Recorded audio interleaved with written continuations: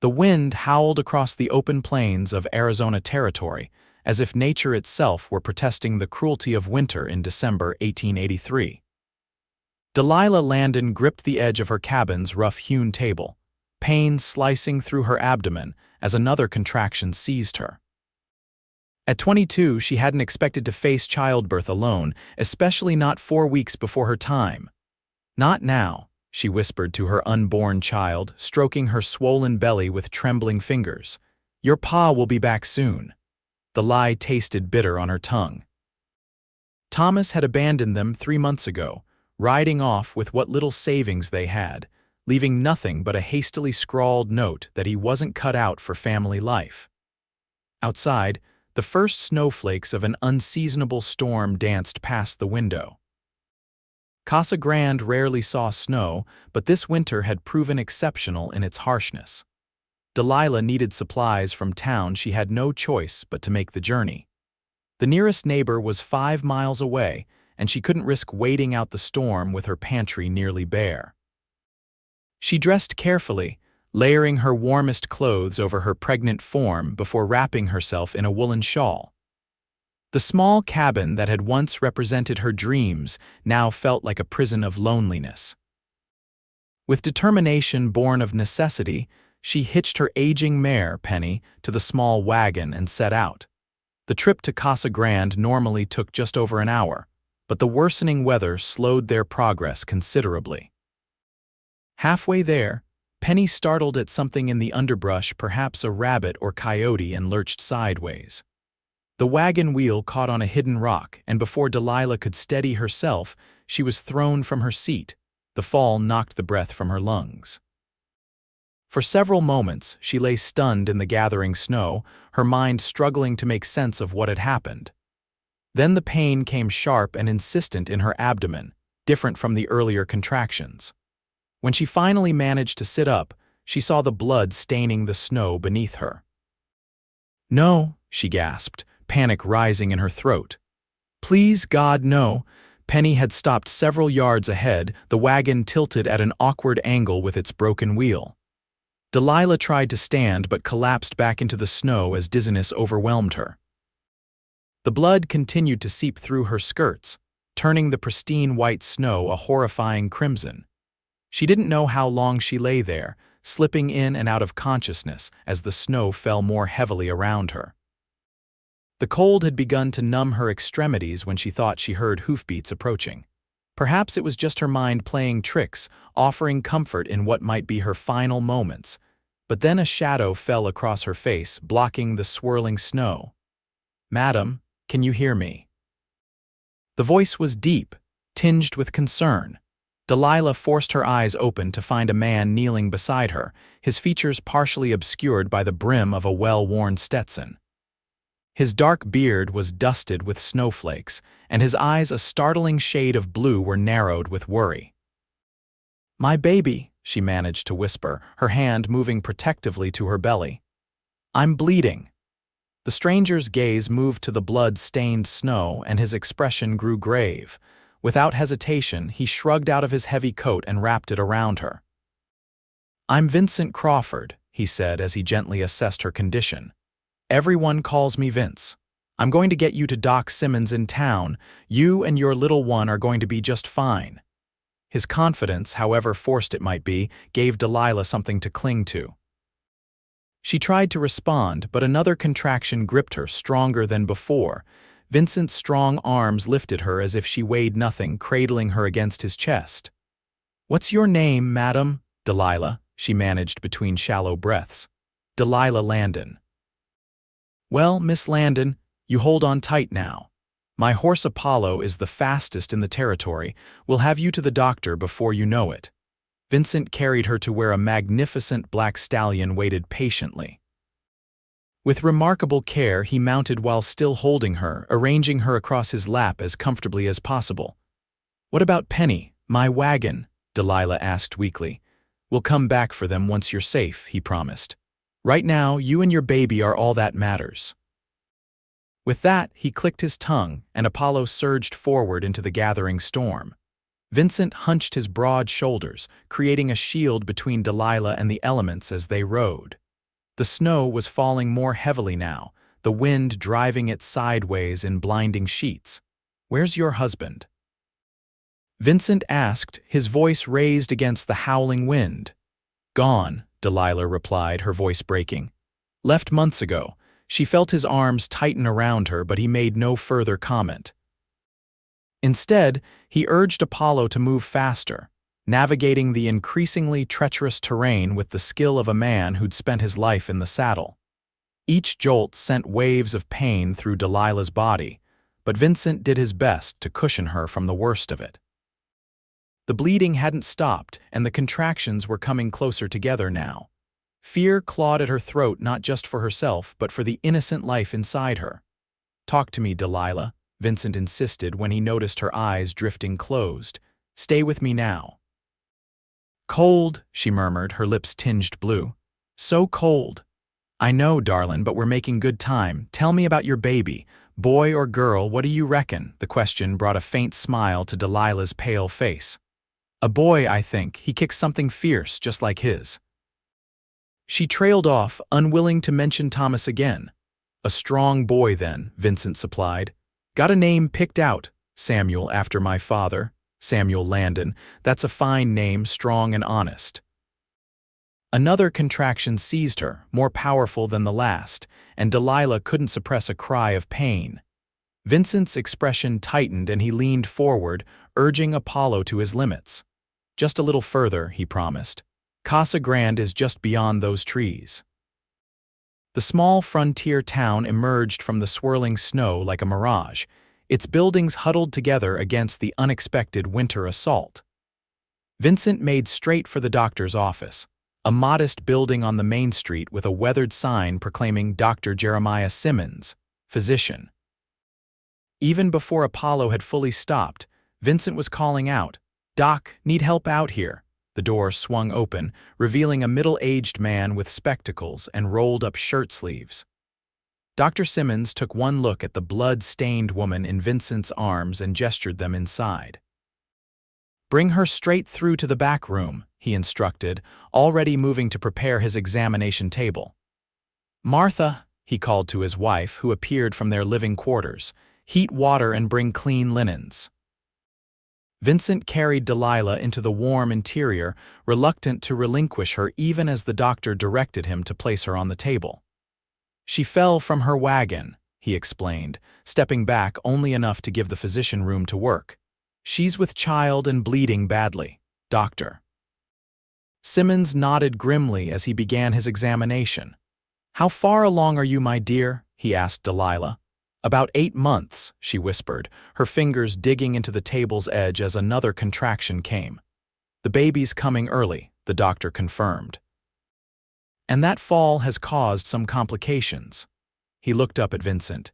"You did right bringing her in so quickly, another hour in this weather." He didn't need to finish the sentence. Vincent's jaw tightened as he watched Delilah struggle through another wave of pain.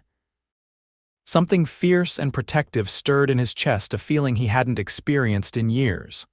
"I'll wait outside," he said, turning toward the door. "No," the word burst from Delilah before she could stop it. She reached out her hand, seeking his. "Please, I don't want to be alone." Vincent hesitated only a moment before returning to her side and taking her outstretched hand. "I'm not going anywhere," he promised softly. Martha Simmons bustled in with steaming water and an armful of clean linens. She took one look at the scene before her and immediately went to work preparing for the delivery. "The bleeding concerns me," Dr. Simmons said quietly to his wife, though Vincent could still hear. "We may need to act quickly." The next hours passed in a blur of pain and fear. Delilah's labor progressed rapidly, her body weakened from the fall and blood loss. Vincent remained steadfastly by her side, wiping her brow with a cool cloth, offering words of encouragement and allowing her to crush his hand during the worst contractions. Outside, the snow continued to fall, piling in drifts against the building's sides, isolating them in a world of white. The wind's mournful keening provided a backdrop to Delilah's labor. "Push now, Mrs. Landon," Dr. Simmons urged as the moment of birth approached. "Your baby needs to come quickly." Delilah gathered her remaining strength and bore down, her face contorted with the effort. Vincent supported her shoulders, his heart racing nearly as fast as hers. "You're the strongest woman I've ever met," he told her with quiet sincerity. "You can do this, Delilah." With a final, tremendous effort, Delilah gave birth to her son. The tiny cry that filled the room was the most beautiful sound Vincent had ever heard. "A boy, just as you thought," Dr. Simmons announced, quickly checking the infant while his wife attended to the continued bleeding. "A bit small, but his lungs are certainly healthy." The doctor worked swiftly to control Delilah's bleeding while Martha cleaned and wrapped the newborn. Vincent found himself holding his breath until Dr. Simmons finally straightened with a relieved smile. "The bleeding's under control," he announced. "You'll need plenty of rest, Mrs. Landon, but I believe the worst has passed." Martha placed the swaddled infant in Delilah's trembling arms. "Here's your son, my dear." Tears streamed down Delilah's face as she gazed at her child for the first time. "Samuel," she whispered. "Hello, my sweet Samuel." Vincent looked down at the tiny red face, something shifting irreversibly in his heart. He'd never considered himself a man suited for family life, but watching Delilah with her son awakened emotions he hadn't known he possessed. "He's perfect," he said, his voice rough with feeling. Delilah looked up at him with exhaustion-dimmed eyes that still managed to convey immense gratitude. "Because of you," she said softly, "you saved us both." Dr. Simmons cleared his throat. "Mrs. Landon needs rest now. She and the baby can stay here tonight. It wouldn't be safe to move them in this weather anyway." Vincent nodded, reluctantly releasing Delilah's hand. "I should see to the horses and let you rest." "You'll come back?" Delilah asked, suddenly anxious. "I promise," Vincent assured her. "I need to fetch your mare and wagon anyway. I'll return by morning." As Vincent stepped out into the snow-blanketed street, he felt changed in ways he couldn't fully comprehend. He'd ridden into Casa Grande that morning a solitary drifter, a man passing through on his way to somewhere else. Now, he felt anchored by the woman and child he'd left in the doctor's care. Apollo stood patiently where he'd left him, snow accumulating on the saddle. Vincent brushed it off and mounted, his thoughts already turning to retrieving Delilah's wagon and horse before nightfall. The storm had eased somewhat, though the snow continued to fall steadily. Vincent retraced their path with unerring accuracy, eventually finding Penny still hitched to the damaged wagon. The mare whickered nervously at his approach, calming only when he offered a gentle word and a reassuring touch. Vincent assessed the wagon, finding the wheel broken beyond his ability to repair it on the spot. He unhitched Penny and secured her to Apollo's saddle horn with a lead rope. "Come on, girl," he coaxed. "Your mistress and her new son are waiting." He found Delilah's belongings scattered where she had fallen. The snow had nearly covered all evidence of her presence, save for the disturbing dark patch where her blood had stained the ground. Vincent gathered what he could find: a small bundle of supplies, a worn leather purse, and secured them to his saddle. By the time he returned to Casa Grande, night had fallen completely. He stabled both horses at the town livery, ensuring they were well fed and bedded down before making his way back to the doctor's office. His knock was answered by Martha, who ushered him inside with a sympathetic smile. "They're both sleeping," she whispered, leading him to a small room off the main office where Delilah lay on a narrow bed, her baby cradled in a makeshift crib beside her. "The doctor says they're doing remarkably well, considering." Vincent nodded, relief washing through him as he observed the gentle rise and fall of Delilah's chest. "I found her wagon," he informed Martha quietly. "The wheel's broken and I couldn't bring it back in this snow." "Where was she heading?" Martha asked. "Into town for supplies, I believe." She mentioned living alone since her husband left. Martha's expression softened with understanding. "Poor dear, it's no easy thing facing motherhood alone, especially out here." Vincent removed his hat, turning it absently in his hands. "Does she have family nearby?" "None that she's mentioned." Dr. Simmons says she's been living in that cabin about 6 miles east of town for less than a year. Her husband worked at the Silver Creek mine before he abandoned her. A muscle twitched in Vincent's jaw. What kind of man left his pregnant wife to fend for herself in such unforgiving territory? The question stirred an anger in him that he hadn't expected. "I'll fix her wagon tomorrow," he decided, "and see her safely home when the doctor says she's ready." Martha studied him curiously. "That's very generous, Mr. Crawford," Vincent shrugged, uncomfortable with her scrutiny. "Just doing what any decent man would." "Perhaps," Martha replied with a knowing smile, "you should get some rest yourself. There's a room at the Grand Hotel still available, last I heard." Vincent thanked her and turned to leave, pausing for one last look at Delilah and her son. In sleep, the strain had eased from her features, making her look even younger than she was. A stray curl of auburn hair had escaped her loosened braid, resting against her cheek. Vincent resisted an unexpected urge to brush it aside. "Good night, Mrs. Landon," he whispered before slipping out into the night. The following morning dawned clear and cold, the storm having spent its fury. Vincent woke early, securing the services of the town blacksmith to help repair Delilah's wagon. By mid-morning, he had retrieved it from where it had been abandoned, and by afternoon the wheel was repaired. When he returned to the doctor's office, he found Delilah awake and sitting up in bed, nursing her son. She looked up as he entered, a blush coloring her pale cheeks. "I'm sorry," Vincent said quickly, backing toward the door. "I should have knocked." "No, please," Delilah stopped him. "I'm decent enough and I wanted to thank you properly." She adjusted her shawl to cover herself more fully as Samuel finished nursing. "Doctor Simmons told me how far you rode through the storm. You risked your life for strangers." Vincent removed his hat, feeling uncharacteristically awkward. "Anyone would have done the same." "No," Delilah said with quiet certainty. "They wouldn't have. I've learned that the hard way." A moment of understanding passed between them, a recognition of shared experiences with human callousness. "I fixed your wagon," Vincent said, changing the subject. "And Penny's fine, stabled at the livery with Apollo." Gratitude filled Delilah's eyes. "You didn't need to do that." "I wanted to," Vincent replied simply. He hesitated, then added, "Dr. Simmons says you shouldn't travel for at least a week. I'd be happy to take you home when you're ready." Delilah's expression clouded. "I don't know how I'll manage once I'm home. I barely had enough supplies to last the week, and now with Samuel." She trailed off, clearly overwhelmed by the challenges ahead. Vincent made a decision then, one he hadn't consciously planned, but that felt right nonetheless.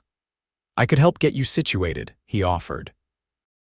"Stock your pantry, chop firewood, whatever you need until you're back on your feet." Surprise registered on Delilah's face. "But surely you have somewhere to be, Mr. Crawford. I couldn't ask you to delay your journey." "Vincent," he corrected gently, "or Vince, and I'm not in any hurry. I was just passing through, looking for work." "There's not much work in Casa Grande this time of year," Delilah warned. Vincent smiled, the expression transforming his rugged features. "Then it seems like perfect timing. I'm offering my services in exchange for a place to stay until spring if you're amenable, of course." Delilah studied him, caution warring with hope in her eyes. "Why would you do this for someone you don't even know?" "Maybe I'm tired of not knowing anyone," Vincent answered with unexpected honesty. "Or maybe I just can't stand the thought of you and this little fellow struggling alone out there." He nodded toward Samuel, who had fallen asleep against his mother's chest. After a long moment, Delilah nodded. "I accept your offer, Vincent, and I promise it won't be charity. Once I'm recovered, I can cook and clean, and I make quilts to sell in town." "We have a deal then," Vincent said, extending his hand. Delilah shifted Samuel to one arm so she could shake Vincent's hand. The touch lingered a moment longer than necessary, a silent acknowledgement of the unusual arrangement they'd just agreed to. Over the next week, while Delilah and Samuel remained under Dr. Simmons' care, Vincent busied himself preparing for their return to the cabin. He purchased supplies, repaired the broken window Delilah had mentioned, and chopped enough firewood to last through the coldest days ahead. Each evening, he would return to the doctor's office to report his progress and spend time with Delilah and Samuel. Those quiet evenings changed something fundamental between them. Delilah learned that Vincent had been a Texas Ranger before drifting westward, carrying wounds both physical and emotional from his time enforcing the law. Vincent discovered that Delilah had come west from St. Louis with Thomas after her parents died, dreaming of a fresh start that had crumbled with her husband's departure. "Did you ever marry?" Delilah asked one evening as they shared a simple meal Martha had prepared. Vincent shook his head. "Came close once. Elizabeth was her name." She decided a ranger's wife faced too many uncertain evenings wondering if her husband would come home. "She must have loved you very much to worry like that," Delilah observed. Vincent smiled ruefully. "Not enough to wait, apparently." "She married a shopkeeper while I was away on a 3-month assignment tracking rustlers into Mexico." Delilah's hand covered his briefly. "I'm sorry." "Don't be," Vincent replied. "She was right to choose the life she wanted, just like I was right to choose mine." He glanced at her curiously. "How did you meet Thomas?" A shadow crossed Delilah's face. "He worked for my father's freight company in St. Louis. He had such dreams, always talking about the fortunes to be made in the West. When my parents died of influenza within weeks of each other, he convinced me there was nothing left for me there." She sighed softly. "I think he loved the idea of freedom more than he ever loved me." "His loss," Vincent said with unexpected fierceness. "Any man would be fortunate to call you his wife." The blush that colored Delilah's cheeks made Vincent realize how his words might be interpreted. Before he could clarify, Samuel began to fuss, and the moment passed. On the 8th day after Samuel's birth, Dr. Simmons declared Delilah well enough to travel, provided she continued to rest once she reached home. The morning was crisp but clear as Vincent helped Delilah and the baby into the repaired wagon, which he had lined with blankets and straw for warmth and comfort. "Thank you for everything, Doctor." "Simmons, Mrs. Simmons," Delilah said as they prepared to depart. "I don't know how I'll ever repay you." "Just bring this little one in for a checkup in a couple of weeks," the doctor replied kindly, "and remember what I told you about taking it easy." Martha pressed a basket into Vincent's hands. "Some food for today and a few jars of preserves. The winter will be hard enough with a newborn without worrying about every meal." Vincent nodded his thanks, touched by the community's generosity toward Delilah. In the past week, several townsfolk had brought gifts for the baby and offers of assistance, despite many of them struggling themselves. The journey to Delilah's cabin took longer than usual, as Vincent drove carefully to avoid jostling his passengers. Samuel slept peacefully in Delilah's arms, swaddled against the December chill. "There it is," Delilah said as they crested a small rise, pointing to a humble cabin nestled against a stand of cottonwood trees. The sight filled her with mixed emotions: relief at returning home, anxiety about the challenges ahead, and a strange new comfort knowing she wouldn't face those challenges alone, at least for a while. Vincent helped her inside, where she discovered he had done far more than just repair the window. The cabin was warm from a freshly built fire, clean and orderly, with a stack of supplies nearly arranged on the kitchen table. "Vincent," she breathed, taking in the transformed space. "When did you do all this?" he shrugged, unloading the last of their things from the wagon. "Had to make sure it was proper for the little fella's homecoming." Tears welled in Delilah's eyes. After months of struggling alone, the simple kindness overwhelmed her. Without thinking, she stepped forward and embraced him, Samuel cradled between them. Vincent stiffened momentarily before his arms came around her, careful not to press against the baby. "It's nothing," he murmured into her hair. "Just wanted you to have one less worry." Delilah stepped back, wiping her eyes with her free hand. "It's everything," she corrected him. "And I won't forget it." The days that followed established a rhythm between them that felt surprisingly natural. Vincent took charge of the outdoor chores, caring for the animals, hunting, and maintaining the cabin's exterior, while Delilah focused on recovering her strength and caring for Samuel. In the evenings, they would share meals and conversation by the fire, the winter nights drawing them into a domestic partnership neither had anticipated. As Christmas approached, Vincent noticed Delilah growing quieter, her smiles less frequent. "Something troubling you?" he asked one evening as they sat before the fire, Samuel asleep in the cradle Vincent had crafted from a wooden crate. Delilah hesitated. "It's foolish, really." "Tell me anyway," he encouraged. This will be Samuel's first Christmas, and I have nothing to mark the occasion." "No special meal, no gifts." She twisted her hands in her lap. "When I was a child, Christmas was always special, no matter how little we had. I wanted that for him too." Vincent considered this. "Christmas is still 2 weeks away, we have time." The next day, while Delilah was napping with Samuel, Vincent rode into town. He returned with a small pine tree strapped to Apollo's saddle, along with a mysterious burlap sack he refused to let Delilah examine. "It's not Christmas Eve yet," he reminded her with a wink. Together they decorated the small tree with bits of colored paper, pine cones dusted with flour to resemble snow, and strips of red cloth Martha Simmons had contributed. Vincent fashioned a star from tin he'd salvaged from an old can, polishing it until it gleamed in the firelight. On Christmas Eve, after Delilah had fed Samuel and placed him in his cradle, Vincent surprised her with a small package wrapped in brown paper. "I'm not much for presents," he said gruffly, "but I wanted you to have something." Delilah unwrapped it carefully to reveal a delicate silver locket. "Vincent," she gasped, "it's beautiful, but I couldn't possibly. It was my mother's," he interrupted. "She'd want someone like you to have it." Tears filled Delilah's eyes as she opened the locket to find it empty. "For Samuel," Vincent explained.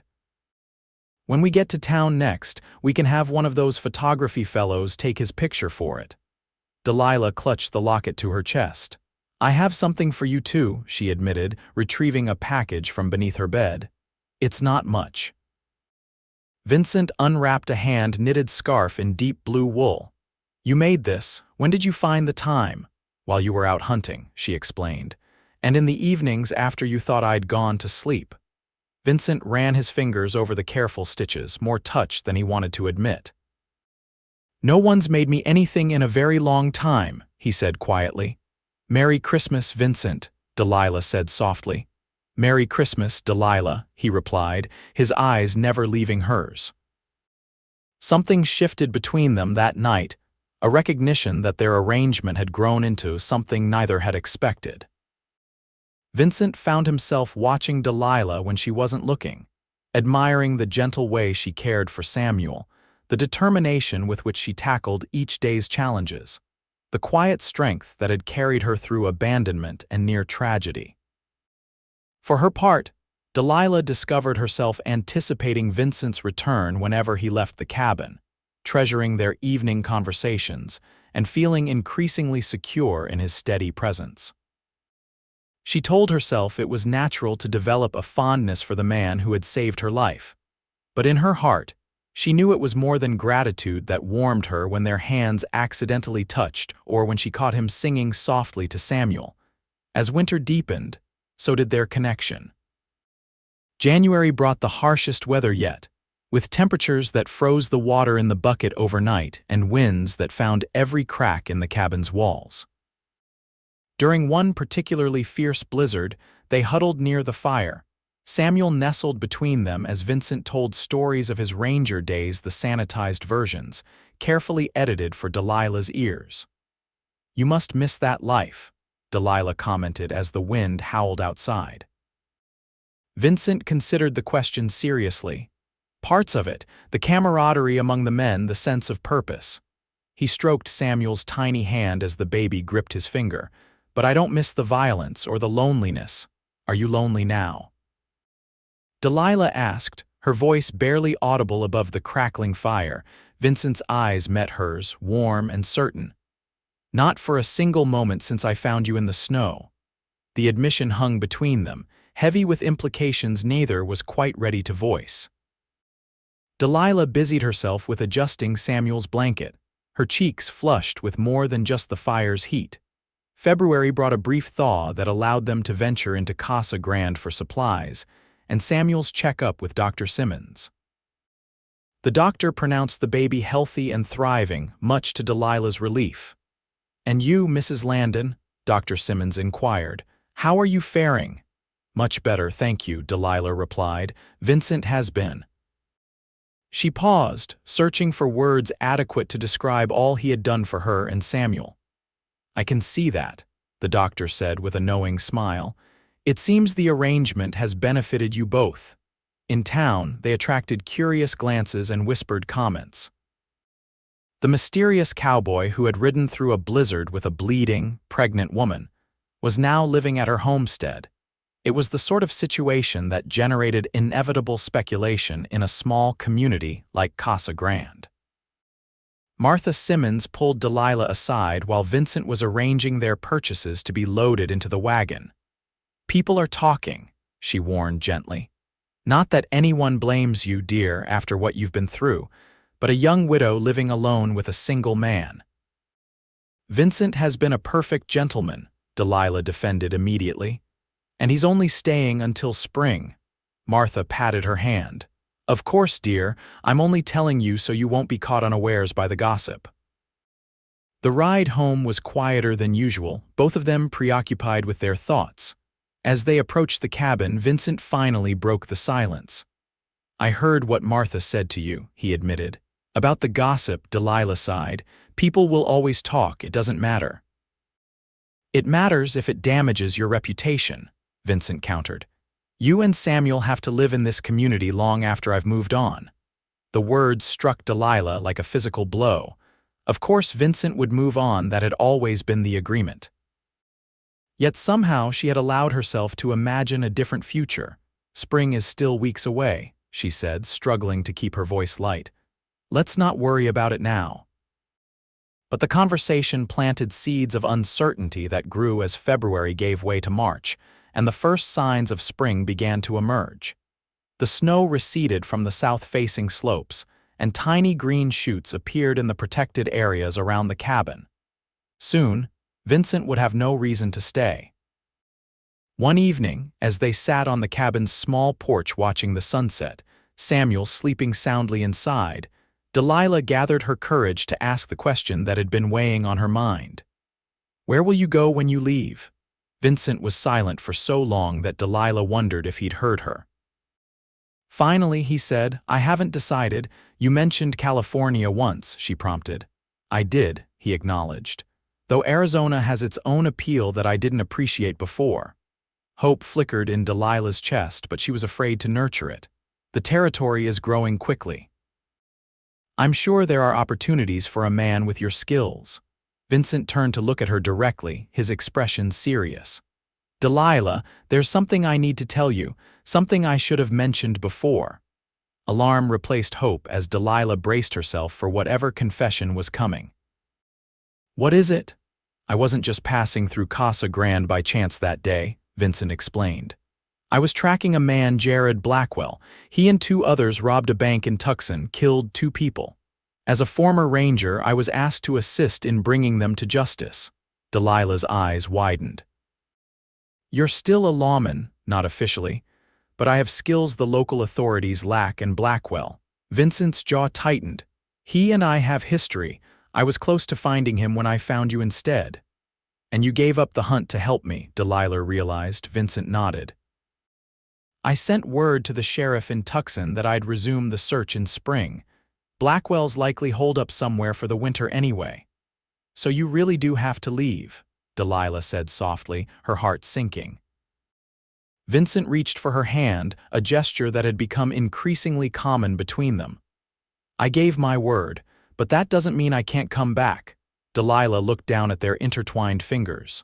"To visit, or to stay," Vincent said quietly, "if that's something you might want." The admission sent her pulse racing. "Vincent, what are you saying?" Before he could respond, the sound of approaching horses broke the stillness of the evening. Vincent was on his feet instantly, his hand moving to the revolver he always wore. "Stay here," he instructed, stepping in front of Delilah protectively. 3 riders emerged from the gathering dusk, approaching the cabin at a measured pace. Vincent's posture stiffened as he recognized the lead rider. "Sheriff Davis," he called out, "what brings you out this way?" The sheriff of Casa Grande, a weathered man in his 50s, raised a hand in greeting.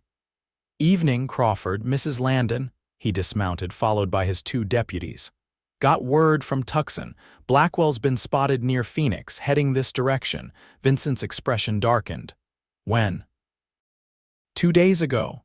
Thought you'd want to know, given your interest in the matter." "I appreciate that," Vincent replied, his mind already calculating what this meant for his plans. Sheriff Davis glanced between Vincent and Delilah with barely concealed curiosity. "Also thought you might want to join the posse we're forming. Man with your tracking skills would be valuable." Vincent hesitated, torn between his sense of duty and his reluctance to leave Delilah and Samuel. "When do you ride out?" "First light tomorrow," the sheriff answered. Meeting at the office before dawn. After the sheriff and his deputies departed, a heavy silence fell between Vincent and Delilah. They moved inside to check on Samuel, still peacefully asleep in his cradle. "You have to go," Delilah said finally, her voice steady despite the turmoil inside her. Vincent ran a hand through his hair in frustration. The timing couldn't be worse. "It's what you came here to do," Delilah reminded him. "And if this man is as dangerous as you say, you can't let him remain free." Vincent moved closer, taking both her hands in his. "I will come back, Delilah." "I promise you that." Tears threatened, but Delilah blinked them away. "I've heard promises before, Vincent." "Not from me," he said firmly. "I need you to believe that I'm not Thomas. When I give my word, I keep it." Delilah wanted desperately to believe him. The thought of him riding away, possibly into danger, filled her with a dread that confirmed what she'd been reluctant to acknowledge: she had fallen in love with Vincent Crawford. "How long will you be gone?" she asked. "A week. 2 at most," Vincent replied. "Blackwell's not one to stray far from settlements where he can spend his stolen money." Delilah nodded, forcing practicality to overcome emotion. "I'll pack provisions for your journey." They spent the remaining hours of the evening in preparation. Vincent cleaned his weapons and checked his gear, while Delilah prepared food that would keep during his journey. Neither spoke of what had almost been said before the sheriff's arrival, though the unfinished conversation hung between them like a phantom. As dawn approached, Vincent knelt beside Samuel's cradle, gently touching the sleeping infant's cheek. "Watch over your mama while I'm gone, little man," he whispered. "I'll be back before you know it." When he straightened, Delilah was waiting by the door with his packed saddlebags. "Be careful," she said, her voice barely steady. Vincent took the bags, setting them aside before pulling her into his arms. "I have every reason to come back safely," he murmured against her hair. Before she could respond, he lowered his head and captured her lips with his. The kiss was gentle at first, tentative, but deepened as Delilah's arms wound around his neck. All the unspoken feelings of the past months poured into that embrace: gratitude, friendship, and the love that had grown between them despite every reason it shouldn't. When they finally parted, both breathless, Vincent rested his forehead against hers. "That's a promise," he said softly. "One I intend to keep." Delilah nodded, unable to speak past the emotion clogging her throat. She stepped back, allowing him to gather his things and move toward the door. At the threshold, Vincent turned back one last time. "I love you, Delilah Landon, you and Samuel both. Remember that while I'm gone." And then he was riding away in the pre-dawn light, leaving Delilah standing in the doorway with her fingers pressed to her lips, his declaration echoing in her heart. The days that followed were among the most difficult Delilah had ever experienced. Worry for Vincent's safety mingled with the daily challenges of caring for Samuel and maintaining the homestead alone. Each sunset brought renewed anxiety as she wondered where Vincent was, whether he was safe, and if he was any closer to returning to her. Samuel, now nearly 4 months old, seemed to sense his mother's distress. He became fussier than usual, harder to settle at night, as if he too missed Vincent's deep voice and gentle hands. "He'll come back to us," Delilah would whisper to her son as she rocked him to sleep. He promised. A week passed with no word, then another. Delilah tried to suppress her growing fear, reminding herself that Vincent had said it might take 2 weeks. But as the 14th day since his departure dawned with no sign of his return, doubt began to creep in. Perhaps he had been injured or worse. Or perhaps, like Thomas, he had found the lure of freedom stronger than the ties that bound him to a woman and a child who weren't truly his responsibility. On the 16th day, as Delilah was hanging laundry in the spring sunshine, Samuel napping nearby in a basket, she heard hoofbeats approaching. Her heart leapt with hope, only to stutter with apprehension when she saw it was Sheriff Davis rather than Vincent. "Mrs. Landon," he greeted, removing his hat as he dismounted. "Beautiful day." "Sheriff," she replied, wiping her hands on her apron. "What brings you out this way?" The sheriff's expression was grave and Delilah's stomach clenched with dread. "Perhaps we should sit down, madam." "Just tell me," she insisted, her voice sharper than she intended. "Is it Vincent? Is he hurt?" Sheriff Davis sighed heavily. "There was a confrontation with Blackwell and his gang near the territorial border. Shots were exchanged." Delilah swayed slightly, gripping the clothesline for support. "Is he dead?" she managed to ask, the words feeling like stones in her mouth. "No, madam," the sheriff said quickly. "But he was wounded. He's at Doc Simmons' place in town. Took a bullet to the shoulder, lost a fair amount of blood before we got him back to Casa Grande." Relief warred with renewed concern. "Will he recover?" "Doc says his chances are good, provided infection doesn't set in. Crawford's a strong man, and he was mighty determined to get back here." The sheriff hesitated, then added, "He was asking for you, that's why I rode out personally." Delilah glanced at Samuel, still sleeping peacefully. "I need to see him." "I figured as much," Sheriff Davis nodded. "That's why I brought the wagon, thought you might want a ride into town." Within the hour, Delilah had gathered what she and Samuel would need for a stay in town. The sheriff helped her into the wagon, handling Samuel's basket with surprising gentleness for a man more accustomed to dealing with outlaws than infants. The journey to Casa Grande seemed interminable, though Sheriff Davis drove as quickly as was safe with a baby aboard. As they approached town, he cleared his throat awkwardly. "Don't rightly know what's between you and Crawford," he began, "and it ain't my business, but you should know he's a hero in these parts now. Blackwell and his gang won't be troubling anyone again, largely thanks to Crawford's tracking and quick thinking." "Did Vincent?" Delilah couldn't finish the question. The sheriff understood anyway. "Kill Blackwell? No, wounded him bad enough to take the fight out of him. Blackwell and the others are in custody, awaiting transfer to the territorial prison in Yuma." When they finally reached Dr. Simmons' office, Delilah could barely contain her impatience. Martha met them at the door, her kind face lighting up at the sight of Samuel. "He's awake and asking for you," she told Delilah. "Stubborn man refuses to rest properly until he sees you're safe." Dr. Simmons emerged from the back room, wiping his hands on a towel. "Mrs. Landon, good you're here. Perhaps you can convince our patient to follow medical advice now." "How is he truly?" Delilah asked anxiously. "The bullet went clean through the shoulder, missing anything vital. He lost blood and there's risk of infection, but I'm cautiously optimistic." The doctor gestured toward the door. "Go on in, just don't let him get too excited." Delilah handed Samuel to Martha, who cooed delightedly at the baby. "I'll just show this little gentleman the kitchen, shall I?" Martha suggested. "Give you two a moment alone." With a grateful nod, Delilah moved toward the door Dr. Simmons had indicated. Her hand trembled slightly as she pushed it open. Vincent lay on the same narrow bed where she had recovered after Samuel's birth. His normally tanned face was pale, with several days' worth of beard darkening his jaw.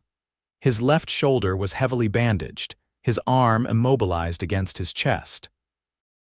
At the sound of the door, his eyes opened, and the relief that flooded his features made Delilah's heart contract. "Delilah," he breathed, attempting to sit up before wincing in pain. "Don't move," she admonished, rushing to his bedside. "You'll tear your stitches." Vincent reached for her with his uninjured arm, and she took his hand, squeezing it tightly. "Samuel," he asked immediately. "He's fine.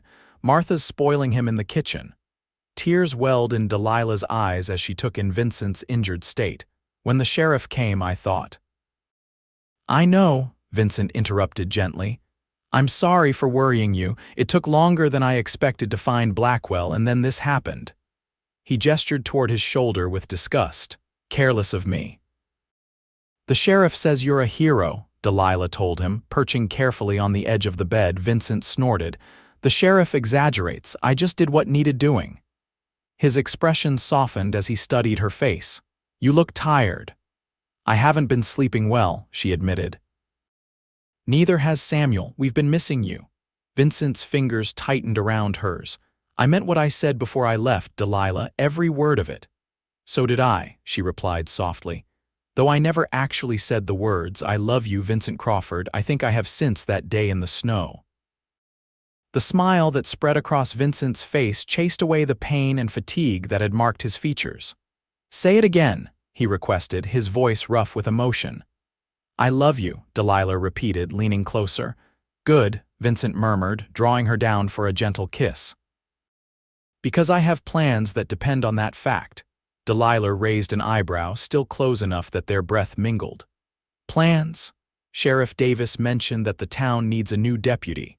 Someone who knows the territory, has experience with law enforcement, and isn't inclined to wander anymore." Hope bloomed in Delilah's chest. "You're staying in Casa Grande, if you'll have me," Vincent confirmed. "Not at the cabin, necessarily not right away. I respect your reputation too much for that. But nearby. Close enough to court you properly the way you deserve." Tears of joy spilled down Delilah's cheeks. "Samuel and I would very much like to be courted by you, Deputy Crawford." Vincent's recovery progressed steadily under the combined care of Dr. Simmons and Delilah, who insisted on staying in town to nurse him back to health. The citizens of Casa Grande, far from gossiping about impropriety, rallied around them. Mrs. Peterson from the boarding house offered Delilah a reduced rate on a room for herself and Samuel. Mr. Jenkins from the general store extended credit for supplies. Even the formidable Mrs. Hollister, leader of the local Ladies' Aid Society, paid a formal call to express her approval of that brave Mr. Crawford's intentions. By the time Vincent was strong enough to resume light duties, spring had fully arrived in Arizona Territory. He took the deputy position with Sheriff Davis, renting a small room above the gunsmith's shop while beginning the courtship he had promised. Their courtship, though proper by all outward appearances, was unlike most.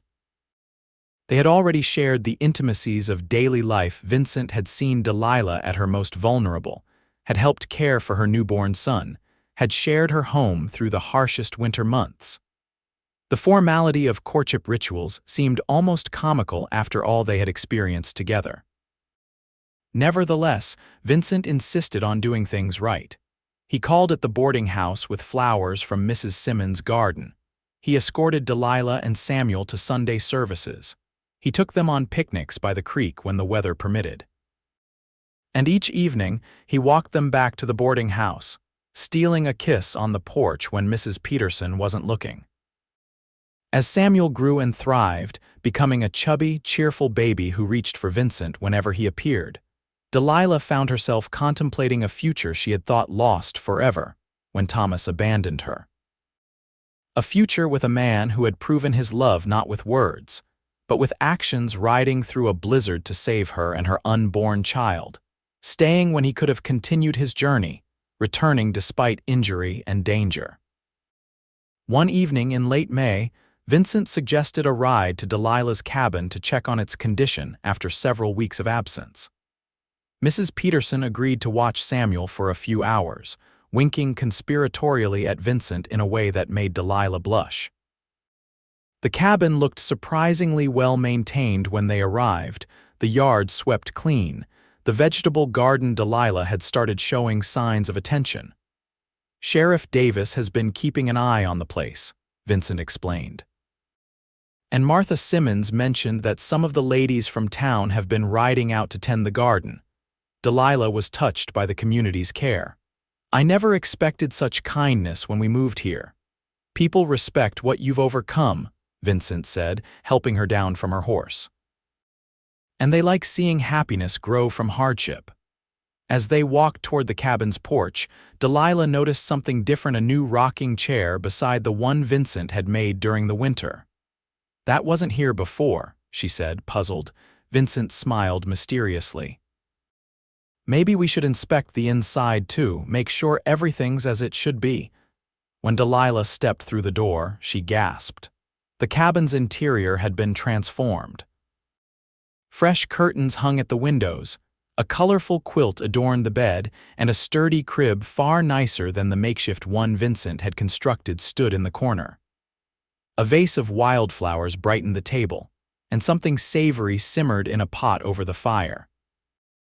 "Vincent," she whispered, turning to find him watching her reaction with undisguised pleasure. "What is all this?" "With some help from Martha and the other ladies," he admitted. "Do you like it?" "It's beautiful," she said, moving further into the space that had never felt so much like home. "But I don't understand." Vincent took her hands in his expression growing serious.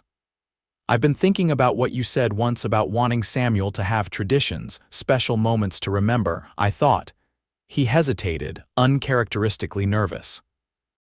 "I thought this might be a moment worth remembering."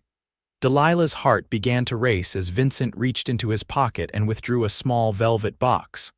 "I'm not a man of fancy words, Delilah," he said, his voice rough with emotion, "but I am a man who knows what he wants. And what I want is a life with you and Samuel. A family of our own, perhaps with more children someday." He opened the box to reveal a delicate gold ring set with a small pearl. "Will you marry me, Delilah Landon? Will you let me be a father to Samuel, a husband to you for all the days we're given?" Tears of joy spilled down Delilah's cheeks as she nodded, too overwhelmed to speak for a moment. "Yes," she finally managed. "Yes to all of it." Vincent slipped the ring onto her finger, his own hands trembling slightly. "It was my grandmother's," he explained. "My mother kept it for me, said I'd know when I found the woman it belonged to." "It's perfect," Delilah whispered, admiring how the pearl caught the light. Vincent gathered her close, careful of her still healing shoulder. "I've been thinking," he said between kisses, "that June would be a fine month for a wedding." "This June?" Delilah asked, surprised by the immediacy. Vincent chuckled. "I've waited long enough to call you my wife, Delilah Landon, unless you need more time." Delilah thought of the months they had already shared, the trials they had faced together, the love that had grown from the most unexpected beginning. "June is perfect," she agreed, sealing the promise with another kiss. 3 weeks later, on a perfect Arizona morning, Delilah and Vincent were married in Casa Grande's small church, with Samuel cooing happily in Martha Simmons' arms. Sheriff Davis served as best man, and it seemed the entire town turned out to witness the union of the woman who had survived against all odds, and the cowboy who had ridden through a blizzard to save her, Dr. Simmons, who had delivered Samuel and saved Vincent's life, gave a toast at the celebration afterward. "I've been practicing medicine for 30 years, he said, raising his glass, "and I've seen my share of miracles. But sometimes the greatest healings aren't the ones I perform with my hands. Sometimes they happen when two wounded souls find each other and make each other whole again." Vincent and Delilah returned to her cabin, their home now, as the sun set on their wedding day. Samuel slept peacefully in his new crib while his parents stood on the porch, watching the stars appear in the vast Arizona sky. "Happy?" Vincent asked, his arm around Delilah's waist. "More than I ever thought possible," she replied, resting her head against his shoulder.